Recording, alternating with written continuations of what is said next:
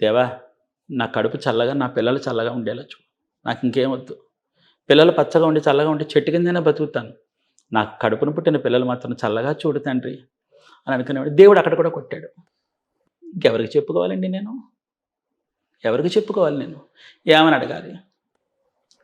ప్రారబ్ధ కర్మ. అవన్నీ నాకు పిల్లాడు అలా మాట్లాడుతుంటే నా గుండెలు ఇప్పటికీ పిండేస్తున్నాయండి. ఇప్పటికి పైకి ఇలా గంభీరంగా కనిపిస్తాను కానివ్వండి, గుండెలో బలం లేదండి. బలం లేదండి. నన్ను నేను మొండిగా బతుకుతున్నాననమాట. ఈరోజు గడవాలి. ఈరోజు రాత్రి గడవాలండి.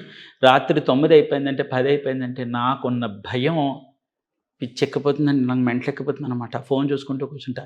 ఉదాహరణకి ఇప్పుడు మీరే ఉన్నారు. ఆ టైంలో మీరు నాతో గంట సేపు మాట్లాడారనుకోండి. పోన్లే ఇతను మాట్లాడుతున్నారు కదా!